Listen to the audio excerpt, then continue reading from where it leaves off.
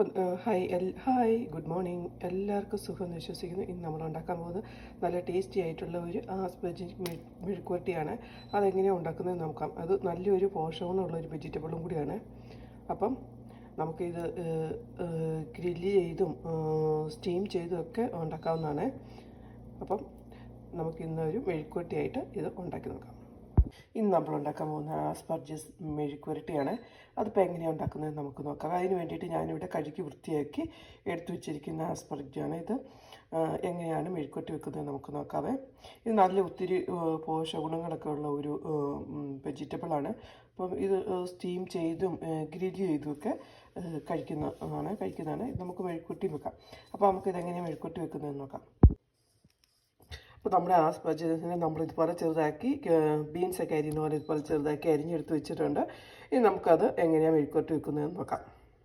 അപ്പോൾ നമ്മളൊരു പാനൊക്കെ എടുത്ത് വെച്ചിട്ടുണ്ട്. അതിലേക്ക് നമ്മൾ സ്വല്പം എണ്ണ ഒഴിച്ചു കൊടുത്തു.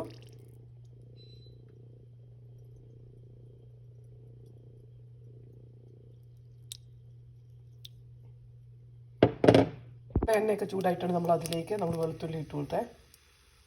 ഇനി നമുക്കതിലേക്ക് നമ്മുടെ അരിഞ്ഞ് വെച്ചേക്കുന്ന ചെറുതാക്കി അരിഞ്ഞ് വെച്ച സവാള ഇട്ട് കൊടുക്കാവേ. ഞാൻ മുളക് ചേർക്കുന്നത് ചില്ലി ഫ്ലേക്സാണ് ഇട്ട് കൊടുക്കുന്നത്. നമുക്കിതെല്ലാം കൂടെ നന്നായിട്ട് തന്നെ ഇളക്കി യോജിപ്പിച്ചെടുക്കാവേ. ഇനി നമുക്കതിലേക്ക് അരിഞ്ഞ് വെച്ച് നമ്മുടെ ആസ്പെജ് വെച്ച് കൊടുക്കാവേ.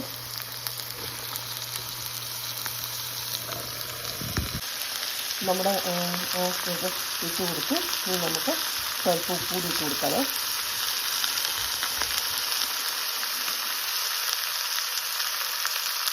നമുക്ക് അടച്ചിട്ട് കഴിക്കാം. ഇതുപോലെ എല്ലാം നന്നായിട്ട് ഇളക്കി യോജിപ്പിച്ച് നമുക്ക് തീ കുറച്ച് നമുക്ക് വെള്ളമൊന്നും വെച്ചില്ല. അതിനകത്ത് ആ നീര് മാത്രമേ ഉള്ളൂ. അപ്പോൾ തീ കുറച്ച് വെക്കണം. അതിന് ടേസ്റ്റ്. അപ്പം നമ്മളിവിടെ നല്ല ടേസ്റ്റി ആയിട്ടുള്ള ആസ്പെജ് മെഴുക്കുവരട്ടി ഇവിടെ റെഡി ആയിട്ടുണ്ട്. അപ്പോൾ നിങ്ങളെല്ലാവരും ഇതുപോലെ ഉണ്ടാക്കി നോക്കണം. എന്നിട്ട് ഫീഡ്ബാക്ക് അറിയിക്കണം. Thank you for watching.